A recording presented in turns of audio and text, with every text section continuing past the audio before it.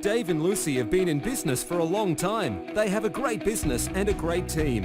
After years of hard work, they wanted to increase their property portfolio with their dream home. But being self-employed, they found their bank's lending criteria very restrictive. They sought Toowoomba's Edge Lending, the business lending experts. Edge Lending thinks outside the box and were able to secure a facility for Dave and Lucy to purchase the property.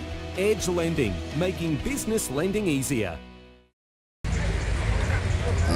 Hi guys, so I'm going to do a quick wrap up of our trip to immigration for me to get a residency certificate to allow me to open a bank account so that if in future we decide to buy another condo in my name, it's easier to transfer money from my Australian bank account to my Thai bank account to then purchase the property while we're here. So the process was to come, I actually first had to get a letter from our LK Metro about my address, which they kindly did for Scott and myself. Then we had to go get a copy of the front page of my passport and my stamped page of my passport. Then we came to immigration yesterday. So we were here for about, I'm going to say about 1.5 to 2 hours. The process was go to an information section, you tell them what you want, they check your documents, they tell you, they give you a staple it together with a document, it's got a number on it.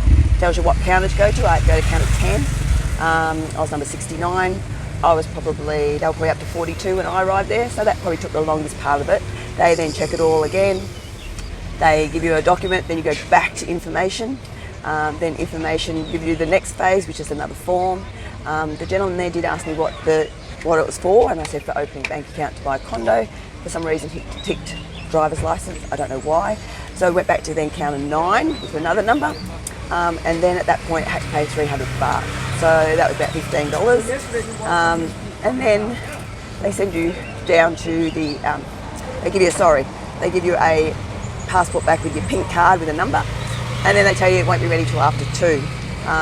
Sadly we had to go to the orphanage at 2, so we decided to ask if we could just come back tomorrow, which is today for us.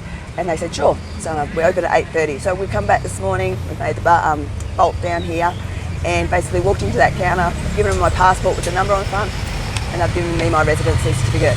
So pretty easy. It just depends on how, they're actually really quiet today compared to yesterday, so I reckon we would have got through a lot quicker today than what it was here yesterday. It was packed here yesterday. So an easy process as long as you've got all your documents right. You need money to photocopy documents, so you do need to photocopy this second document they give you. So pretty easy process just to open a bank account. So we're going to bring in stage 2, which is actually going to hopefully Bangkok Bank, where Scott's got his account, and opening my bank account in my name. So we'll bring that to you soon. See you guys.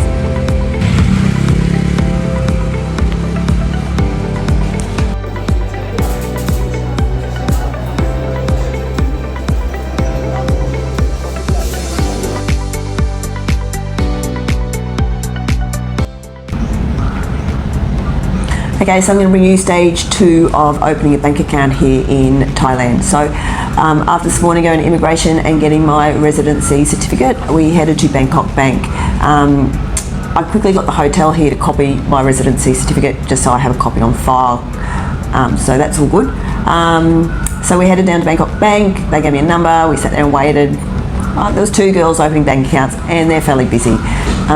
So eventually got over to the girl, had my residency certificate, my passport. I also gave her my driver's license from Australia, just for probably enough ID.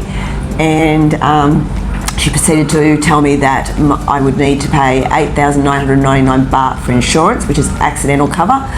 If I go to hospital, it covers me for 150,000 baht for hospital for an accident, and if I die, it gives my beneficiary $5 million baht. So you have to nominate your beneficiary at the time of joining in the bank. You also have to pay a 699 baht fee for your card, and there's another fee. No, you have to have so much money in the bank account. So altogether we put 11,000 baht into the bank account. She went and copied all my documents. Oh, I also had a copy of our lease agreement for the Pride, which is the unit Scott owns. And she took that as well, even though my residency certificate is actually showing as Elko Metro where we're staying. I just had that to show that's our address, that my husband owns that unit. Can I get mail sent to that address for future mail? The reason we did that was because when Scott opened the Bangkok bank account, they actually sent the card and then 3 days later they sent your PIN. But now it's all changed. They actually gave me my card today and let me set my PIN today. The only thing I couldn't get done was my internet banking. That's due to the fact I don't have a Thai phone number. So once I get a Thai phone number, eventually I can go in and set that up. But at the minute I don't need it. I just need to be able to transfer from Australia Bank to the Thai bank account, and I can have a card or a passport to go in and get money out.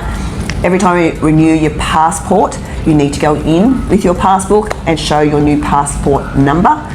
Hence, it's for things in case your card gets taken. They've got evidence of your new updated passport. I would be assuming it's more an ID thing because passports change. Same in Australia. When our driver's license and our passports expire, if they were used for ID, we need to update them. But took us about an hour. Sadly, they are very full on paper compared to Australian bank account opening, which is fairly much paperless these days. I think I signed about 15 to 20 documents and walked out of there with my passport, insurance for a year. So that insurance cover is a year, and then after a year I don't have to renew it.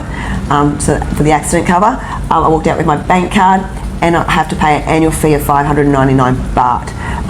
So that just comes straight out of the bank account. If it's unused for 12 months and you've got less than 3,000 baht, they'll probably send you a letter, but then they'll close your account. So you need to hold 3,000 baht in your bank account, which is about $150 Australian. So walked out with all that today. Got a little book about the account, things like that, but I probably won't look at that. Fairly easy, 6-digit PIN number here in Thailand compared to our 4-digit PIN number in Australia. So I can use that, and I'm probably best to use Bangkok Bank ATMs. They don't go into all that nitty gritty, I guess, because of the language barrier. It's a lot for them to learn in English. So, but I'd be assuming if I use an ATM that I need to use Bangkok Bank. Otherwise, I'll have a fee using another bank's ATM. Don't know your minimums of ATMs or anything like that, but I'll find that out eventually, and we might do a bit of an update on Bangkok Bank. But look, pretty simple. Pretty process. 300 baht for my residence certificate and 11,000 baht to open the bank account. So not too bad at all. Waiting times are probably the only thing, but guess what? We have waiting times in Australia too. So all in all, a really good, easy process. So quite easy to open your Bangkok bank account for future people who want to do that. Thanks, guys. Sue and Craig have equity in their home, plus some savings in the bank. They decided to buy a second property as a tenanted investment. They got advice from Toowoomba's Edge Lending, because Edge Lending are the experts in borrowing to buy investment property.